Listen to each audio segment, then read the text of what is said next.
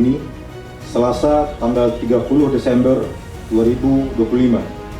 Saya Kolonel Infantri Beni Rahadian atas nama seluruh warga Korem 012 Tuku Umar Bakti Garam dengan ini menyatakan secara resmi menerima Kolonel Infantri Windarto Esos MM beserta keluarga sebagai warga Korem 012 Tuku Umar dengan ucapan selamat datang dan jadilah prajurit Bakti Gara sejati.